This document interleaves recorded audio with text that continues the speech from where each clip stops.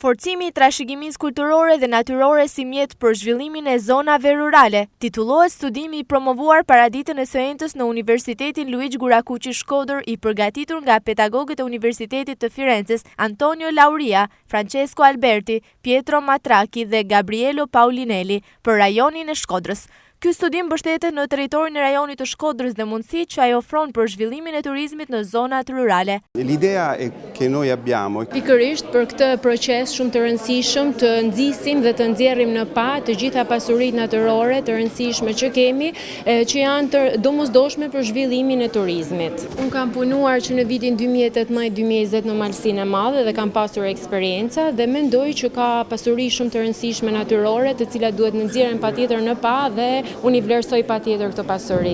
Një ndër pikat kyçe për të arritur të zgjidhim disa problematika në territor është pikërisht gjëja më e rëndësishme formimi, por njëkohësisht edhe të bëjmë praktika të mira për të ndihmuar sa më shumë për zhvilluar territorin. Rektori i Universitetit Luigi Gurakuqi, profesor Dr. Tonin Gjuraj dhe profesori Ardian Dreca e vlerësuan këtë botim si shumë të rëndësishëm, duke konsideruar një vizion për zhvillimin e zonave rurale të rajonit të Shkodrës dhe më gjerë. Bëjmë diçka të përafërt për një prej zonave që mendoj unë është për të patur zili dhe që kontributi ia vlen sa i takon thethit.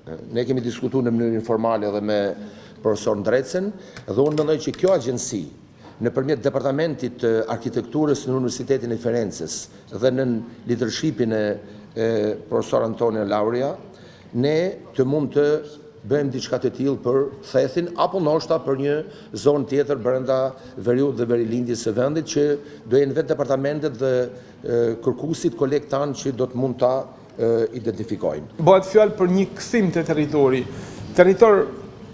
Ky libër është një lexim i territorit. Mirë po, me lexu territorin nuk do të thonë me lexu vetëm ndërtesat, objektet arkitektonike, hapësina e ndërtuara. Me lexu territorin do të thonë me lexu edhe njerëzit cilët e banojnë atë territor, që janë pjesa më dinamike e territorit. Hapësina në vetvete është diçka reaksionare, statike, lëviz shumë ngadalë. Këtu të na lëviz shpejt se ndërtojnë aty një 30 kaç brenda 2 muajsh, por zakonisht hapësina i reziston. Ato që ndryshojnë më shpejt se sa hapësina, në të gjitha kena provu me veten, janë njerëzit, mentaliteti i tyre, që është më i ngadalshëm, është më i hapur, më poroz, edhe i lejon vetit, edhe me që kjo ekziston, kjo mundësi, atëherë është rasti që ky ndryshim të bëhet një formë sa më pozitive të mundshme, me vlera sa më të përditësuara. Gjatë këtij aktiviteti folën edhe Briseda Akopliku dhe pedagogë të tjerë, të cilët theksuan se ky studim në 3 vëllime është mjaft i vlefshëm edhe për pushtetin vendor, njësitë e zhvillimit urban e turistik e të tjerë. Mbi bazën e këtij studimi mund të hartohen projekte me interes për trashëgiminë kulturore dhe natyrore, si dhe për shfrytëzimin e tyre në funksion të zhvillimit turistik.